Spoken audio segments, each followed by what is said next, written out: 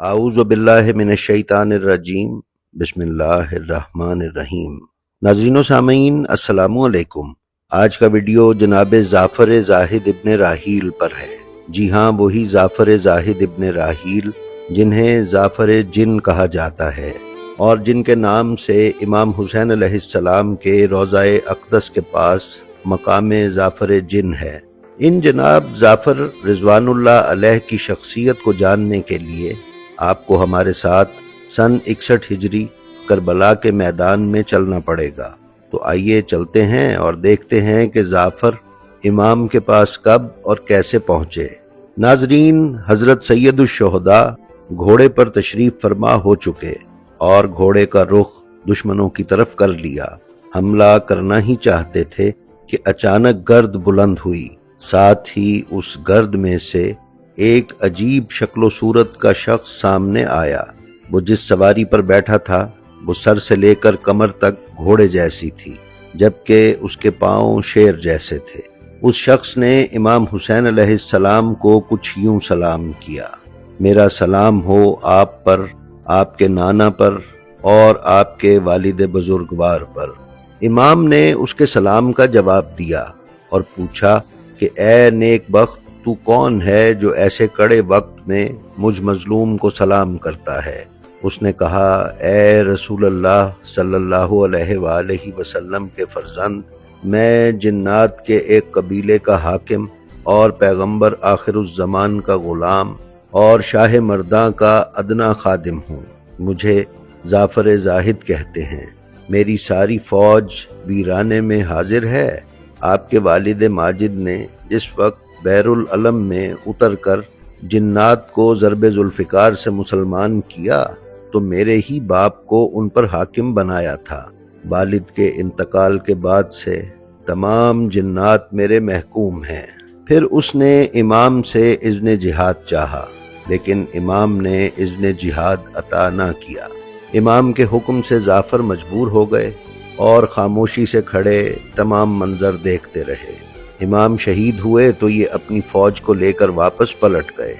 नाजरीन, सैयद आगा मेहदी लखनवी बयान करते हैं कि जब ये करबला से वापस माँ की खिदमत में पहुँचे और माँ ने देखा कि बेटा नाकाम होकर वापस आया है तो उसने जाफ़र को हुक्म दिया कि वो उन्हें साथ लेकर इमाम की खिदमत में चले। जाफ़र की माँ का वही जज्बा था जो करबला की ख़वातीन का था कि जब इमाम उनके बेटे को इज़्न जिहाद नहीं देते थे तो बेटे के जिहाद के लिए माँ सिफारिश करती थी, तो फिर इमाम इजाज़त दे देते थे। जाफ़र की माँ जाफ़र के साथ करबला पहुंची। जाफ़र के दिल में उम्मीद थी कि माँ की सिफारिश सुनकर इमाम इज़्न जिहाद अता करेंगे। जब ये दोनों जिन्नात की फौज के साथ दोबारा करबला पहुंचे तो रास्ते में ही उन्हें शहादत उज़्मा की खबर मिली। करबला पहुंचे तो खय्याम हुसैनी को जलते हुए देखा। झुके हुए सुतून, उठता हुआ धुआं, गिरे हुए पर्दे, फलकनुमा शोले देखे तो जाफ़र की माँ नंगे सर आलिया मुकर्रमा जनाब ज़ैनब कुबरा सलामुल्लाह अलैहा के कदमों पर गिरी और जाफ़र ने इमाम ज़ैनुल आबिदीन अलैहिस्सलाम के पाँव मुबारक चूमे और उनसे इज़्न जिहाद तलब किया। इमाम ज़ैनुल आबिदीन अलैहिस्सलाम ने भी सब्र की हिदायत की और जाफ़र को उसकी इस सरफरोशी के बदले मजलिस अज़ा बर्पा करने का हुक्म दिया। इमाम ज़ैनुल आबिदीन अलैहिस्सलाम की इस नसीहत को मीर इश्क ने अपने मरसिये में यूं बयान किया है, शरीके हाल हुआ अजर दे तुझे दावर, हमारे सर की कसम जा बसब यहाँ न ठहर। जो हो सके तो यही बात सबसे है बेहतर, हमेशा रोइयो बेकस हुसैन को जाफ़र। सवाब होगा तुझे मजलिसे अज़ा करना, हमेशा मातमे इब्ने अली किया करना। नाजरीन, सैयद मोहम्मद मीर्ज़ा जिनका तखल्लुस मीर उन्स था, उनके बेटे सैयद मीर्ज़ा हुसैन लखनवी जो इश्क तखल्लुस किया करते थे, जाफ़र जिन के लिए 128 बंद का मरसिया कहा है। मीर इश्क की मीर अनीस बेहद इज्जत किया करते थे। ये मीर अनीस के चचाजाद भाई थे। उन्होंने मीर इश्क को ये मशवरा दिया था कि इस मरसिये को वो अपने कफन में रखें کہ یہ ان کی نجات کا وسیلہ ثابت ہوگا۔ اپنے اس مرثیے میں میر عشق نے بیان کیا ہے کہ جعفر جن جب کربلا پہنچے تو لاتعداد ملائکہ اور فرشتے دیکھے جو اپنی اپنی خدمات پیش کر رہے تھے اور مقام مسیب سے فوجیں نظر آ رہی تھیں۔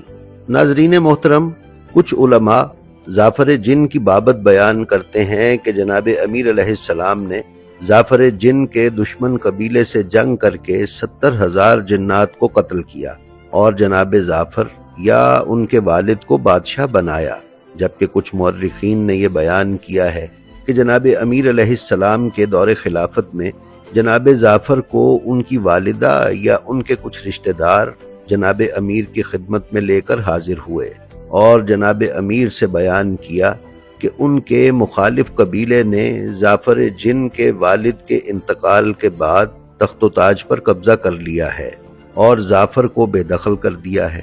بیان کیا جاتا ہے کہ اس وقت جناب امیر علیہ السلام کوفہ سے ان کے ساتھ ان کے قبیلے میں تشریف لے گئے اور مخالف جنات سے شدید جنگ کے بعد جناب جعفر کو تخت بادشاہت پر بٹھا کر واپس تشریف لائے۔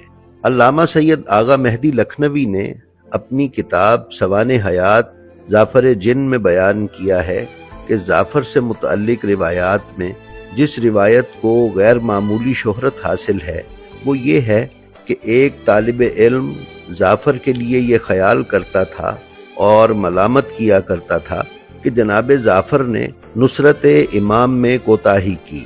ایک رات اس طالب علم کا دروازہ کسی نے کھٹکھٹایا اور آنے والے نے اس طالب علم کو بتایا کہ میں جعفر ہوں، تم مجھ سے یہ گمان کرتے ہو کہ میں نے نصرت امام میں کوتاہی کی، خدا کی قسم تمہارا گمان غلط ہے۔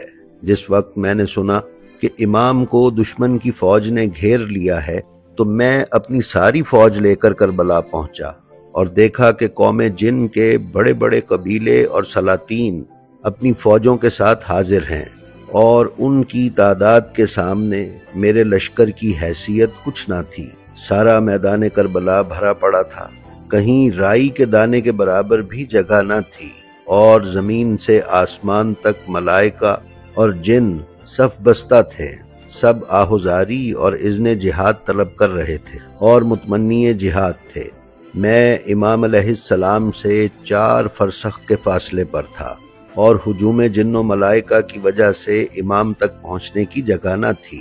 میں نے دور سے امام کو سلام کیا، حضرت نے جواب دے کر ہم سب کے جواب میں فرمایا کہ تمہیں اللہ جزائے خیر عطا کرے، میں اپنے نانا کے حکم کے خلاف نہیں کر سکتا، تم اپنے اپنے مقامات پر واپس پلٹ جاؤ۔ لہٰذا ہم سب پلٹے اور بعد شہادت عظمیٰ میں نے اپنے ذمے یہ خدمت لی تھی کہ جب اسیران کربلا میں سے کوئی بچہ اونٹ پر سے گرتا تھا تو میں اسے باحفاظت پھر اونٹ پر سوار کرواتا تھا۔ ناظرین، جناب جعفر سے بہت سے علماء اور شعراء کی ملاقاتوں کے واقعات اردو کی پرانی کتابوں میں مل جاتے ہیں۔ میر عشق کے مرثیے کی بنت دیکھیں تو جس قدر تفصیلات میر عشق نے اس مرثیے میں بیان کی ہیں اس سے یہ امکان یقین میں تبدیل ہو جاتا ہے کہ میر عشق کی ملاقات یقیناً جناب جعفر سے ہوئی ہے۔ اسی طرح مرزا سلامت علی دبیر کے بارے میں مصدقہ طور پر کہا جاتا ہے کہ انہوں نے جناب جعفر سے ملاقات کی اور کربلا کے واقعات اور مصائب براہ راست سنے۔ اسی لیے مرزا دبیر کے مرثیوں میں بیان کردہ مصائب میں بے تحاشا درد، تکلیف اور تڑپ ہے۔ دبیر کے مرثیے پڑھیں تو یوں معلوم ہوتا ہے کہ آپ کربلا کے میدان میں کھڑے ہیں اور تمام منظر آپ کی آنکھوں کے سامنے ہے۔ ناظرین، جناب جعفر زاہد کی تاریخ وفات کے بارے میں مختلف اقوال ملتے ہیں۔ کچھ نے 1930 تحریر کیا ہے جبکہ کچھ نے 1980 کی دہائی کے اوائل میں بیان کی ہے۔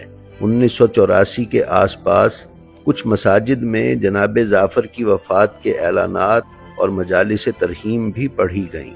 البتہ اس سلسلے میں سب سے مستند واقعہ ان کی نماز جنازہ کا عراق میں آیت اللہ العظمیٰ سید محسن الحکیم کا پڑھایا جانا ہے، جو کہ سن 61 یا 62 میں ادا کی گئی۔ उसी दिन और तारीख को लखनऊ में जनाब कल्ब हुसैन नकवी कब्बन साहब ने भी जनाब जाफर जाहिद की नमाज जनाजा पढ़ाई। नाजरीन, आप में से कुछ खवातीन और हजरात के लिए ये बात नई होगी कि पाकिस्तान और इंडिया के कई मकामात पर जनाब जाफर की बरसी की मजालिस पढ़ी जाती हैं। कराची में एक अरसे तक मशहूर मरसिया ख्वां सैयद सिब्ते जाफर जैदी ये मजलिस करवाते रहे। फिर उनके बाद ये मजलिस अल्लामा शहनशाह नकवी के बड़े भाई सैयद ओन मोहम्मद नकवी करवाते और पढ़ते रहे। किबला ओन मोहम्मद नकवी के इंतकाल के बाद ये मजलिस सैयद सज्जाद शब्बीर रिजवी ने करवाई। अब मौजूदा सूरत हाल से हमें आगाही नहीं हो सकी। नाजरीन, आयतुल्लाह अल उज़्मा तकी बहजत के मुताबिक जनाब जाफर के जानशीन इस वक्त उनके कामिल नामी बेटे हैं। जी तो नाजरीन, ये थी हमारी आज की वीडियो। हमें उम्मीद है ये आपको पसंद आई होगी।